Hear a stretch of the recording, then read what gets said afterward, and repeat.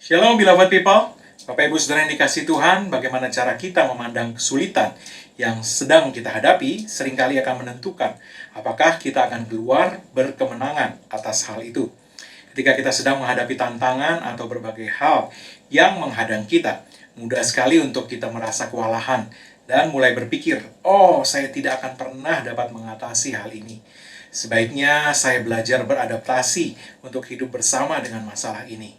Bapak Ibu Saudara yang dikasihi Tuhan, itulah sebabnya banyak orang yang mengambil posisi hidup yang rata-rata saja.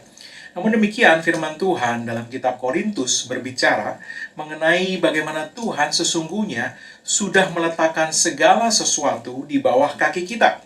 Secara sederhana, ini berarti jika Anda ingin hidup dalam kemenangan, Anda perlu mulai melihat setiap penyakit, setiap rintangan, dan setiap godaan sebagai hal yang ada di bawah telapak kaki Anda. Anda memandang segala hal sebagai sesuatu yang bukan tandingan Anda. Mereka kecil, rendah, lemah, dan tidak berdaya untuk menahan Anda dari menikmati destiny terbaik yang Tuhan sudah sediakan untuk Anda. Mereka sudah dikalahkan. Karena itu, hanya soal waktu, maka Anda akan melihat manifestasi kemenangan Anda. Dan Anda akan melangkah keluar dari setiap kesulitan itu dengan berkemenangan. Sebaliknya, jika Anda memandang bahwa sesuatu tantangan itu terlalu besar, dan Anda berkata, aku tidak akan bisa mematahkan kecanduan ini, atau anakku tidak akan pernah bertobat, atau penyakit ini akan mengakhiri hidup saya, maka Anda akan merasa lemah, putus asa, dan dengan demikian, iblis telah berhasil mengintimidasi Anda. Pikiran semacam ini akan menarik ketakutan, kecemasan, dan kebimbangan untuk mendekati Anda. Pikiran ini tidak hanya akan menekan Anda ke bawah, tapi juga akan menghentikan operasi kuasa Allah dari hidup Anda. Mengapa? Sederhana, karena Anda telah pindah dari atmosfer iman ke dalam atmosfer keraguan. Itulah sebabnya sangat penting untuk mengubah cara pandang Anda. Ketagihan itu tidak akan dapat membelenggu Anda seumur hidup Anda sebab dia ada di bawah telapak kaki Anda. Depresi yang sudah merajalela di dalam keluarga Anda selama bertahun-tahun ini tidak akan dapat bertahan. Apalagi turun ke generasi berikutnya sebab dia ada di bawah kaki Anda dan Anda akan menaklukkan dia. Pergumulan dan kekurangan tidak akan dapat menahan Anda dari mengalami terobosan keuangan sebab mereka ada di bawah kaki Anda. Hanya soal waktu dan Anda akan masuk ke level kelimpahan yang lebih tinggi. Bapak Ibu Saudara yang dikasihi Tuhan, Anda perlu mengebaskan kaki Anda terhadap segala kebohongan musuh yang mau membuat Anda percaya bahwa mereka kuat, mereka besar, dan mereka sanggup mengalahkan Anda.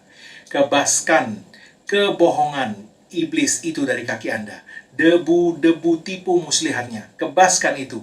Dan jangan biarkan dia membuat Anda percaya bahwa karena hal itu sudah berjalan cukup lama, maka hal itu tidak mungkin lagi berubah. Jangan biarkan iblis membuat Anda berpikir seperti itu. Dengarkan apa yang Bapamu katakan. Dia berkata, ini adalah hari yang baru. Setiap musuh, setiap sakit penyakit, setiap rintangan, mereka tidak akan dapat mengalahkan Anda. Mereka justru akan menjadi anak tangga bagi Anda untuk naik ke tempat yang lebih tinggi. Firman Tuhan dalam Yeremia 30 ayat 16-17 mengatakan, tetapi semua orang yang menelan engkau akan tertelan, dan semua lawanmu akan masuk ke dalam tawanan. Orang-orang yang merampok engkau akan menjadi rampokan, dan semua yang menjarah engkau akan kubuat menjadi jarahan. Sebab aku akan mendatangkan kesembuhan bagimu, aku akan mengobati luka-lukamu. Demikianlah firman Tuhan. Kesulitan yang dirancang iblis untuk menjadi batu sandungan bagi Anda, diubah Tuhan menjadi batu pijakan untuk Anda naik ke tempat yang lebih tinggi dari sebelumnya. Inilah perspektif atau sudut pandang yang perlu Anda miliki dan Anda pelihara. Ingat, semua musuhmu ada di bawah kakimu. Kalau Anda sudah memahami kebenaran ini, maka ada satu hal yang sangat penting untuk Anda perhatikan, yaitu pastikan bahwa Anda selalu memandang rendah musuh-musuh Anda. Pemazmur Daud diilhami Roh Tuhan ketika menuliskan perkataan dalam Mazmur 118 ayat 7. Dikatakan demikian, Tuhan di pihakku, menolong aku akan memandang rendah mereka yang membenci aku. Mazmur 59 ayat 11, Daud juga mengatakan hal yang sama. Allahku dengan kasih setianya akan menyokong aku. Allah akan membuat aku memandang rendah seteru-seteruku. Bapak Ibu Saudara yang dikasihi Tuhan, inilah yang dilakukan Daud. Kita mengetahui bahwa Daud menghadapi segala macam musuh dalam hidupnya, bahkan sejak masa mudanya. Namun tidak sekalipun Daud pernah kalah. Apa rahasianya? Sederhana, kita sudah lihat ayatnya tadi. Allah membuat aku memandang rendah seteru-seteruku. Tuhan di pihakku, menolong aku. Aku akan memandang rendah mereka yang membenci aku. Di dalam bahasa Inggris, kata seteru-seteruku diterjemahkan sebagai all my enemies, yang artinya semua musuh-musuhku. Perhatikanlah bahwa Daud tidak berkata sebagian musuhku. Tidak, dia berkata semua musuhku. Jadi apa yang Tuhan mau Anda lakukan? Seperti Daud, pandang rendah semua musuh Anda. Mengapa? Karena mereka semua telah diletakkan Tuhan di bawah kaki Anda.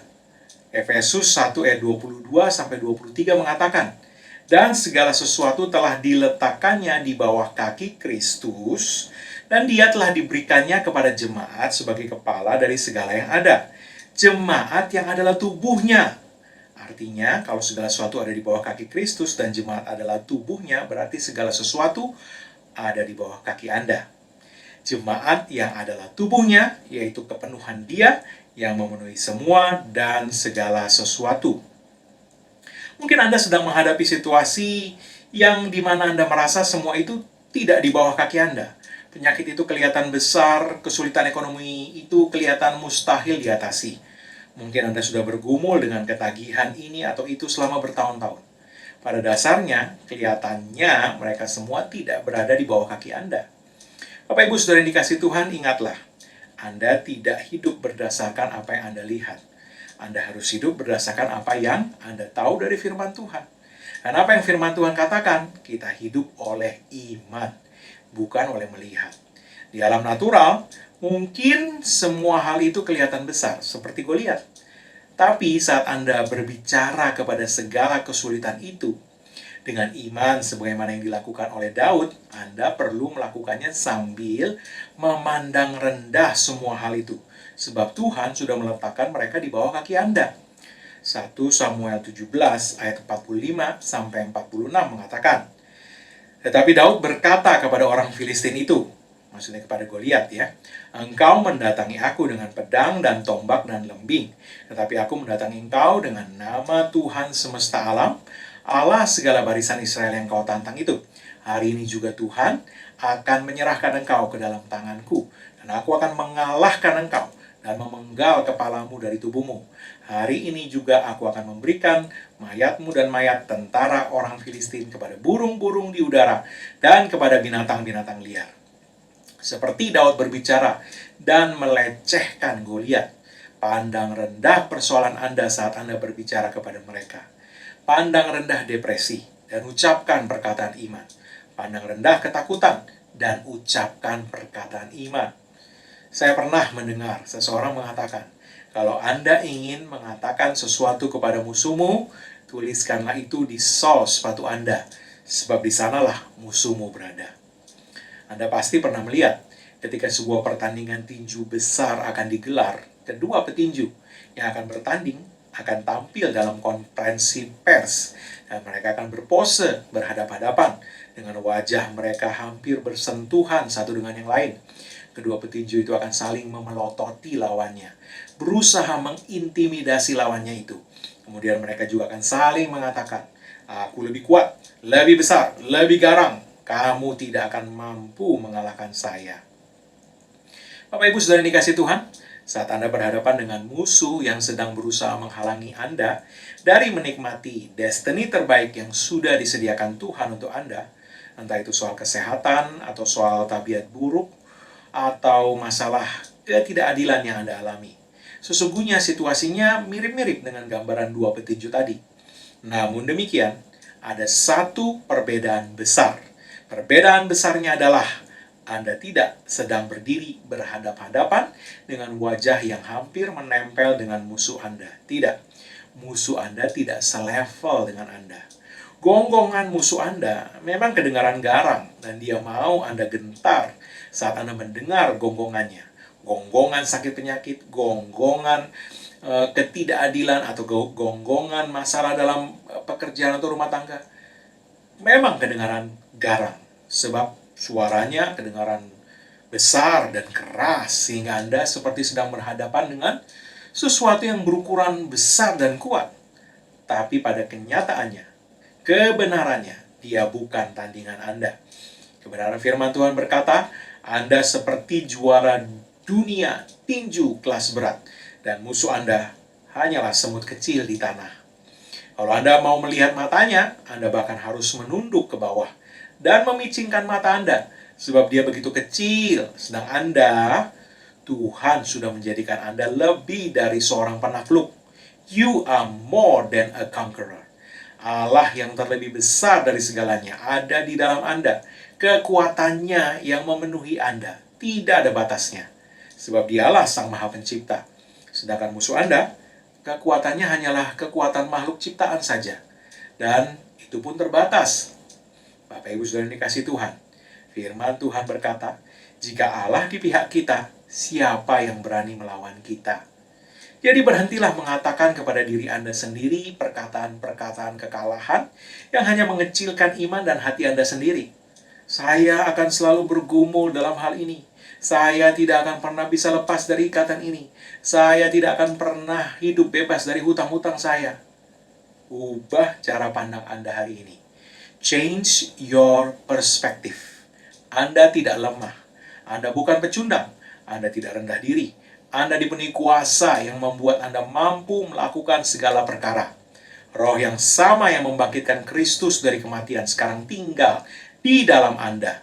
Jadi sekarang, dalam pandangan Anda, mulailah meletakkan musuh-musuh Anda di bawah kaki Anda.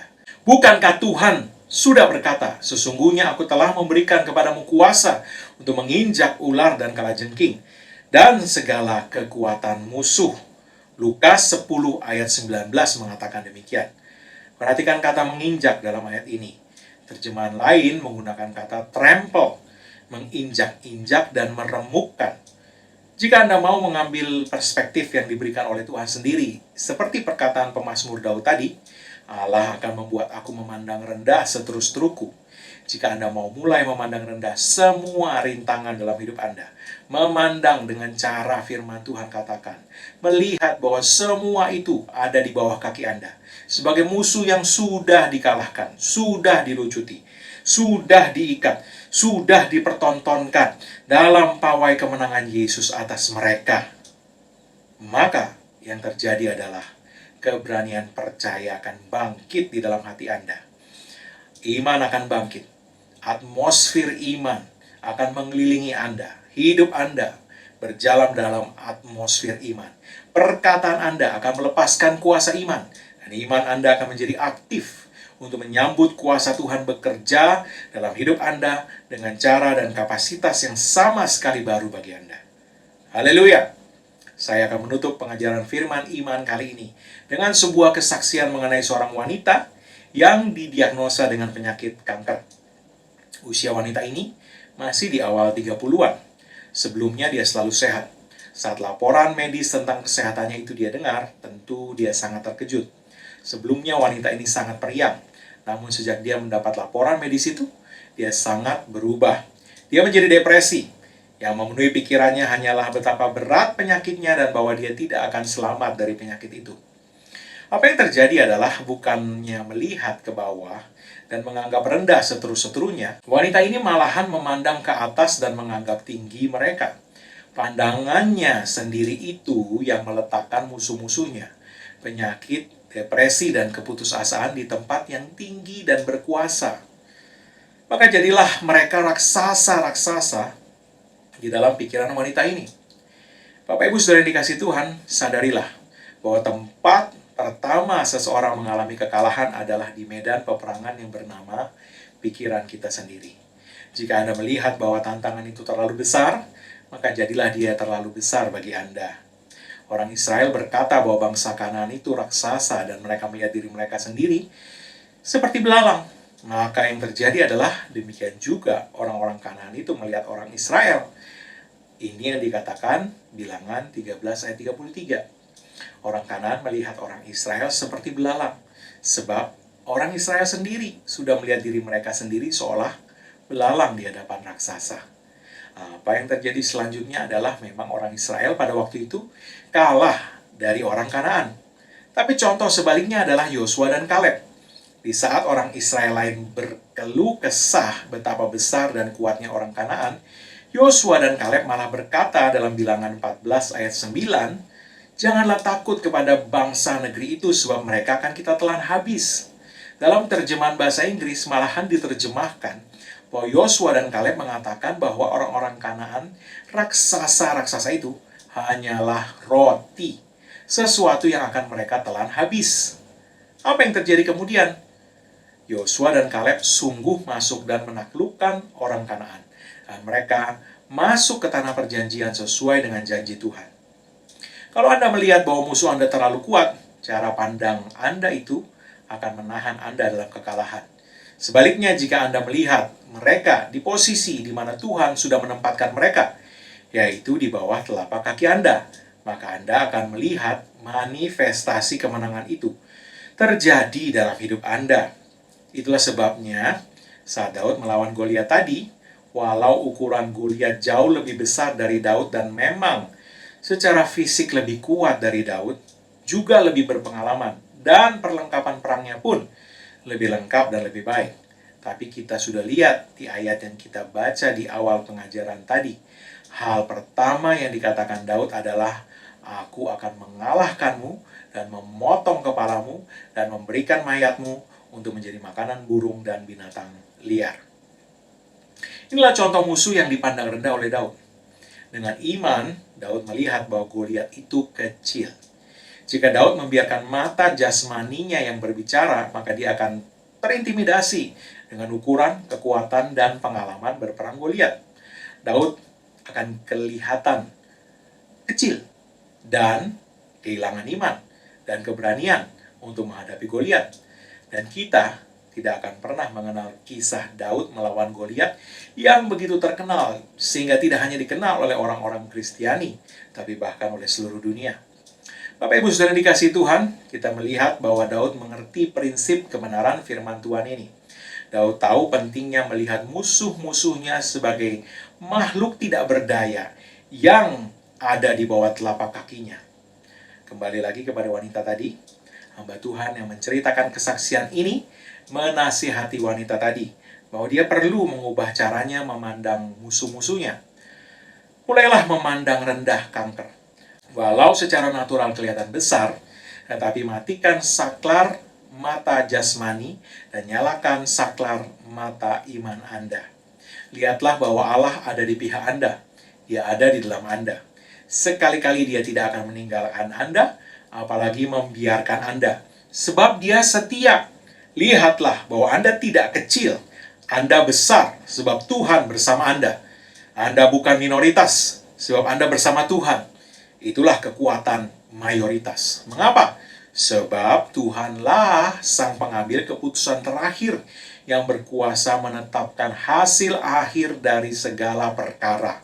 Kemudian, mulailah melihat bahwa masalahmu bukanlah batu sandungan, melainkan batu loncatan bagi Anda untuk naik ke level yang lebih tinggi. Hamba Tuhan itu mengatakan kepada wanita itu untuk mengebaskan rasa mengasihani diri sendiri dan mengenakan attitude yang baru.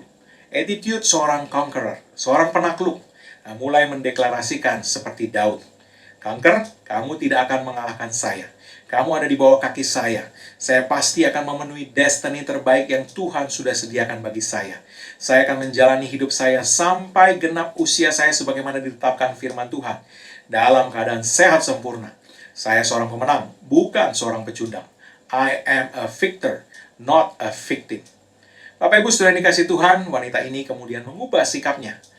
Dia mengubah cara pandangnya, dan dia kembali berapi-api dalam Tuhan. Dia mulai berlari dalam sebuah pertandingan iman yang baik. Saat saya mendengar kesaksian ini dari hamba Tuhan itu pada tahun 2015, Wanita tadi sudah 4 tahun bebas dari kanker. Dan dia hidup dengan sangat bersuka cita. Dia juga sudah menikah sekarang. Bapak Ibu saudara yang dikasihi Tuhan, kanker tadi tidak menjadi batu sandungan bagi wanita itu, melainkan berubah menjadi batu loncatan bagi dia karena wanita ini mengubah cara pandangnya. Saya sungguh tidak ingin membayangkan sekiranya dia tidak berubah cara pandangnya. Bapak Ibu saudara yang dikasihi Tuhan, jika kita membiarkan situasi kehidupan mendikte cara pandang kita, dan kita mengizinkan itu menyebabkan hati kita penuh dengan kekhawatiran, stres, dan rasa mengasihani diri sendiri, maka bukan hanya pikiran kita, tapi iman kita dan bahkan kekuatan fisik kita juga akan terpengaruh. Kekhawatiran dan stres akan melemahkan sistem imun tubuh kita, sehingga sistem imun itu menjadi lemah dan tidak berdaya terhadap penyakit. Sebagaimana Tuhan sebenarnya merancang mereka seharusnya beroperasi. Itu sebabnya firman Tuhan mengatakan, "The joy of the Lord is your strength." Sukacita Tuhan adalah kekuatanmu. Sukacita adalah sesuatu yang dapat dirasakan secara emosi. Namun, itu akan menciptakan sebuah kekuatan di tubuh fisik kita. Karena itu sangat penting bahwa di saat sulit, Anda mengebaskan kekhawatiran, mengebaskan rasa mengasihani diri, dan kekecewaan, dan tidak membiarkan itu mendikte cara pandang Anda. Dapatkan sukacita Anda kembali, mulai dengan mengubah perspektif, cara pandang Anda dengan mengikuti apa yang Tuhan katakan. Musuh-musuh Anda semua ada di bawah kaki Anda. Firman Tuhan mengatakannya. Jadi, pandanglah mereka seperti itu. Mereka tidak bisa mengalahkan Anda. Sebaliknya, semua itu hanya batu loncatan bagi Anda untuk naik ke level yang baru, yang lebih tinggi dengan kemenangan dan kelimpahan, berkat yang baru bagi hidup Anda. Haleluya. Amin. Sebelum kita menerima doa berkat, mari deklarasikan bersama dengan saya. Saya deklarasikan di dalam nama Yesus bahwa saya akan hidup penuh kemenangan. Sebab saya ini diciptakan menurut gambar dan rupa Allah sendiri. Saya memiliki DNA seorang pemenang, karena Bapa saya adalah pemenang. Saya adalah penakluk, karena Bapa saya adalah penakluk. Saya kepala dan bukan ekor. Saya di atas dan bukan di bawah. Semua musuh-musuh sayalah yang ada di bawah kaki saya. Saya menjalani hidup saya penuh dengan sukacita Tuhan. Sebab sukacita Tuhan adalah kekuatan saya. Destiny saya adalah hidup dalam kemenangan senantiasa. Inilah deklarasi saya. Amin. Bapak Ibu saudara dikasihi Tuhan, mari angkat kedua tangan di hadapan Tuhan. Dan terimalah berkat Tuhan. Karena apa yang Yesus Kristus telah kerjakan bagi kita di kayu salib. Karena curahan darahnya, karena penebusannya sempurna. Maka sekarang tidak ada lagi penghukuman bagi setiap orang yang ada dalam Kristus Yesus. Engkau telah ditebus, harganya telah dibayar lunas. Karena itu sekarang tidak ada lagi kutuk berlaku dalam hidupmu. Yang ada hanyalah berkat Tuhan tercurah berlimpah-limpah memberkati engkau dalam segala hal. Oleh berkat Tuhan itu engkau naik terus, tidak turun. Engkau jadi kepala bukan ekor. Dan apa yang disentuh tanganmu dibuat Tuhan berhasil. Dengan panjang umur Tuhan mengenyangkan engkau. Dan Tuhan memperlihatkan kepadamu keselamatan yang daripadanya. Umurmu minimal 120 tahun. Dan dipenuhi dengan hari-hari yang baik dari Tuhan. Tidak ada yang jahat mendekat kepadamu. Dan tidak ada tulah mendekat kepada kemah kediamanmu. Sebab tempat perlindunganmu dan kubu pertahananmu, Allahmu yang kau percayai. Dalam nama Yesus semua yang diberkati katakan, amin. Bapak Ibu saudara dikasihi Tuhan, sampai jumpa lagi dalam pengajaran firman iman berikutnya. Tuhan Yesus memberkati.